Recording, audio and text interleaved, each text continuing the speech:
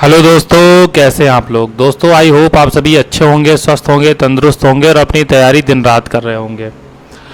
दोस्तों आज का ये वीडियो मैं कोई टाइम पास करने के लिए या व्यूज़ बढ़ाने के लिए, आपको गुमराह करने के लिए नहीं ला रहा हूँ। आज का ये वीडियो मैं इसलिए ला रहा हूँ कि कमेंट में अक्सर आप लोग पूछते रहते हैं कि सर हमारा एग्ज़ाम कब होगा, हमारी इस वैकेंसी का कोई अपडेट है या नहीं।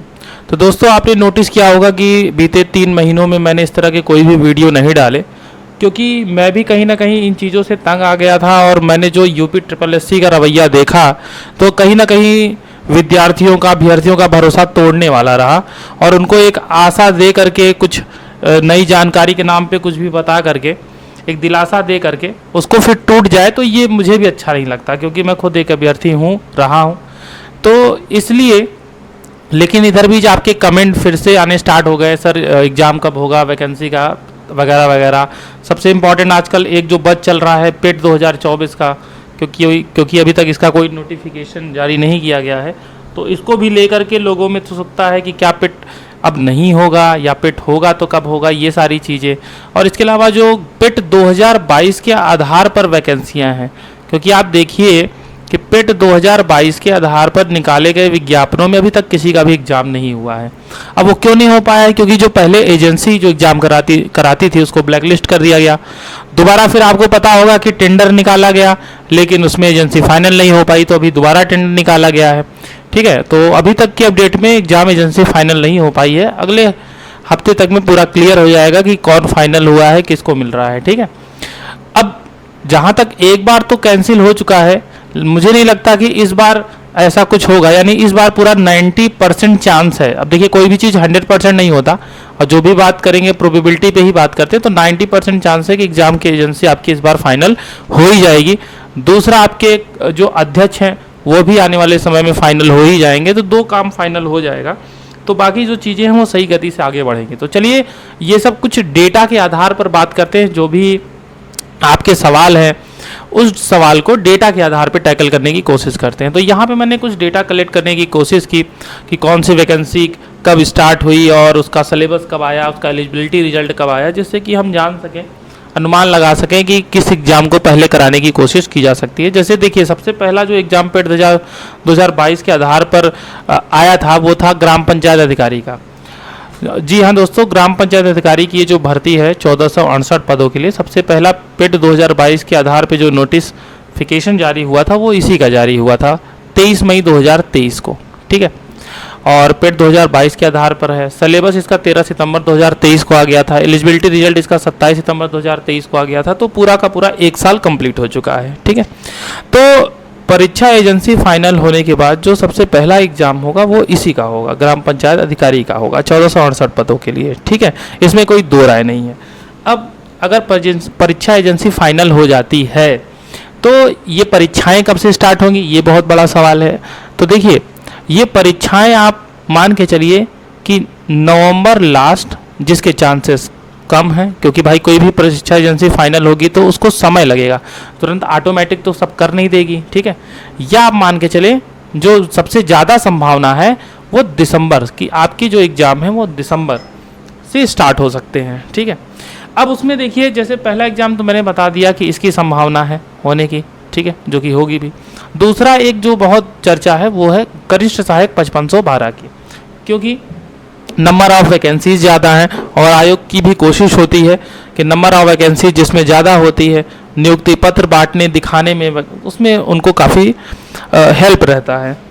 तो इसकी जो भर्ती है, इसकी भर्ती नंबर 2 पे मैंने लिख जरूर दिया है, लेकिन ऐसा नहीं है कि इसके जस्ट तुरंत बाद ये हो जाएगा। इसमें एक दिक्कत ये है कि इसमें करीब 2,40,000 से ज़्यादा स्टूडेंट हैं। ठीक है, तो जब 2,40,000 से ज़्यादा हैं, इसमें तो करीब 66,000 के आसपास है, तो जब 2,40,000 से ज़्यादा हैं तो ये इसके सेंटर को अरेंज करने में, क्योंकि एक ज़िले में तो हो नहीं पाएगी, तो सेंटर अरेंज करने में, सारी व्यवस्थाएं करने में, उसमें भी समय लगेगा। दूसरा, एक जो भर्ती आई थी जो 1262 वाली, आपको पता है, तो उसका भी टाइपिंग अभी नहीं हुआ है।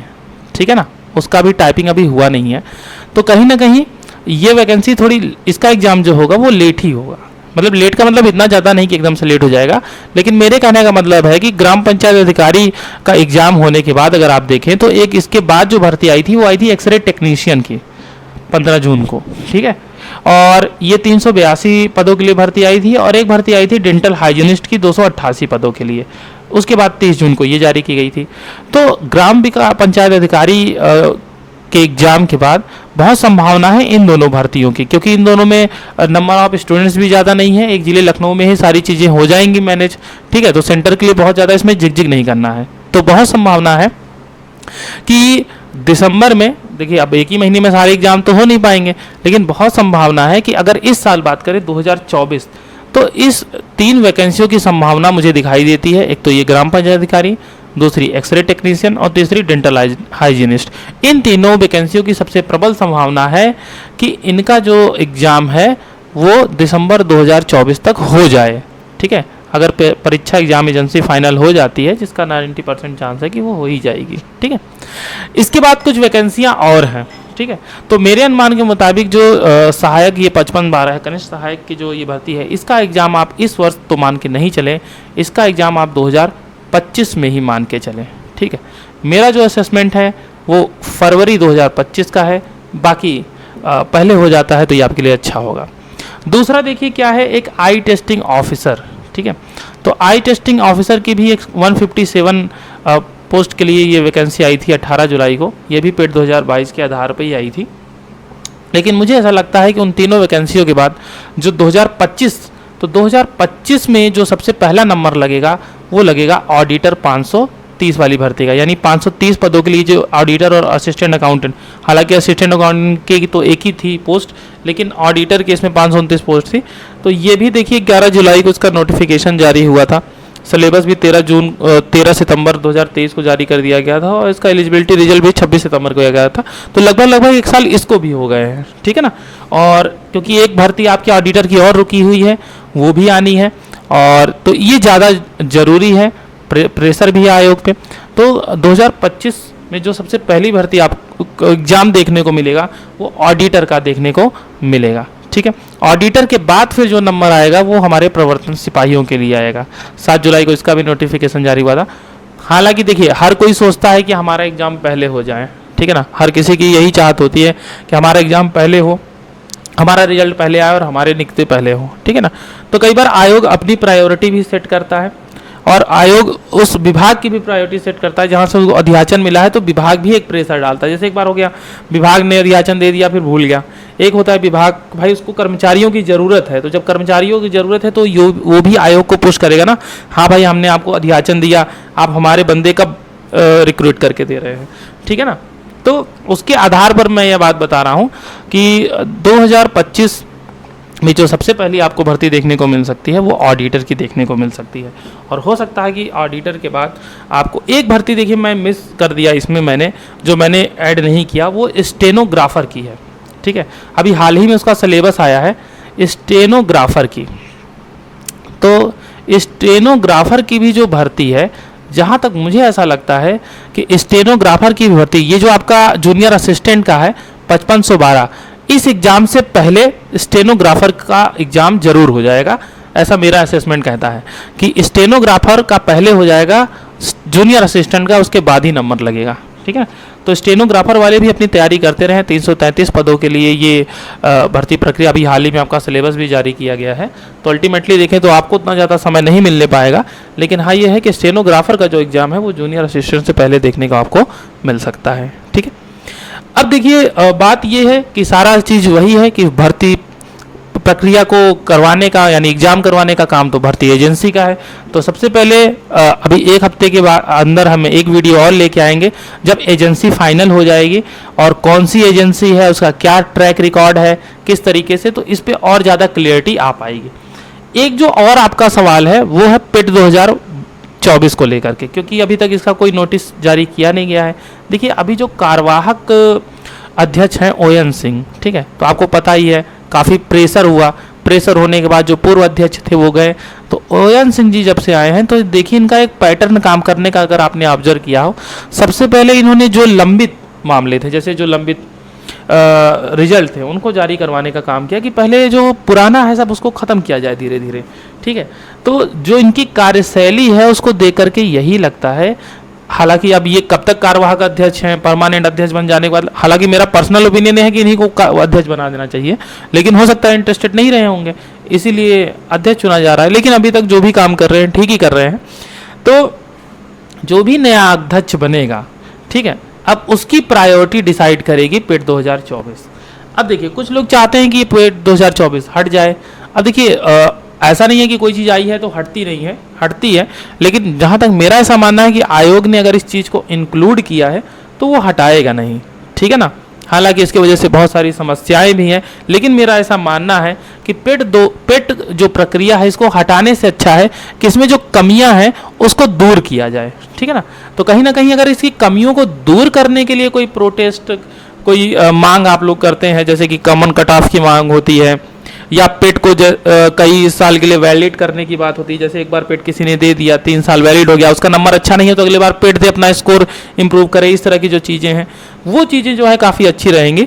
लेकिन पेट को हटा दिया जाए ऐसा मुझे नहीं लगता कि पेट को हटा दिया जाएगा। हाँ, क्योंकि अभी जो ओयन सिंह कार्यवाहक अध्यक्ष बनाए गए थे उनको यही दायित्व दिया गया था कि जो नियुक्तियां ये लंबित पड़ी हुई हैं, रिजल्ट लंबित पड़े हैं, आप इनको पहले क्लियर कराइए। तो जो इनको काम दिया गया था वो काम अपना कर रहे हैं, ठीक है ना। तो अब पेट 2024 आपके अध्यक्ष के ऊपर। तो अगले कुछ दिनों में आप देखेंगे कि अध्यक्ष और परीक्षा एजेंसी 2 इंपॉर्टेंट चीज़ें फाइनल हो जाएंगी। जैसे ही फाइनल हो जाएंगे एक वीडियो हम और बनाएंगे। तब तक के लिए आप लोग अपनी पढ़ाई पे ध्यान दीजिए, अपने स्टडी पे ध्यान दीजिए, मेरा यही कहना है, ठीक है। क्योंकि आप परेशान होंगे एग्जाम कब होगा, एग्जाम कब होगा।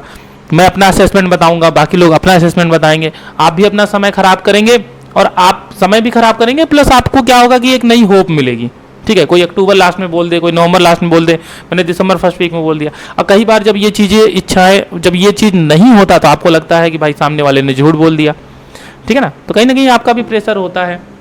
तो मेरा यही रिक्वेस्ट है कि अब आप इस बात पर ज़्यादा परेशान ना हो कि एग्ज़ाम कब होगा। एग्ज़ाम तो होगा ही होगा, बस आप अपनी तैयारी में लगे रहें। हाँ, अगर मान लीजिए किसी का और कोई दूसरा एग्ज़ाम है तो वो उसकी तैयारी में लग सकता है, ठीक है ना। तो आज के वीडियो को इतना ही रखते हैं। बाकी मैं आपको बता दूं कि वीपीओ के लिए हमने मॉक टेस्ट स्टार्ट किया है। तो मॉक टेस्ट जो भी बीपीओ ग्राम पंचायत अधिकारी के लिए तैयारी कर रहे हैं वो हमारे मॉक टेस्ट के साथ जुड़े। एक मॉक टेस्ट हो चुका है और ऐसे ही करके और भी मॉक टेस्ट हम लोग करेंगे। इसके अलावा एक चीज़ और हम करने वाले हैं, क्योंकि आपको पता है 15 क्वेश्चन कंप्यूटर के और 20 क्वेश्चन आपके यूपी स्पेशल के, ये सारी चीज़ें सब में कॉमन है। तो ये 35 क्वेश्चन का एक हम लोग टेस्ट सीरीज स्टार्ट करेंगे जो कि हर एग्जाम में काम देगा। तो ये 35 क्वेश्चन की आपको प्रैक्टिस हम कराएंगे, डेली बेसिस पे कोशिश करेंगे, नहीं तो हफ्ते में 2 दिन, जिससे कि आपका कंप्यूटर और यूपी स्पेशल यानी 35 नंबर पूरी तरीके से तैयार हो जाए। हर एग्जाम में कॉमन है तो सभी लोग इसका फ़ायदा उठा सकते हैं, ठीक है ना। तो बस एक ही रिक्वेस्ट है आपसे, अगर चैनल को अभी तक आपने सब्सक्राइब नहीं किया है तो प्लीज़ सब्सक्राइब कर लीजिए। इस वीडियो को लाइक ज़रूर कर दीजिएगा, शेयर करने का मन हो तो ज़रूर कर दीजिएगा और हमारे साथ जुड़े रहिए। जो भी अपडेट होंगे वो आप तक पहुँचाते रहेंगे। धन्यवाद आपके सहयोग के लिए। Good night.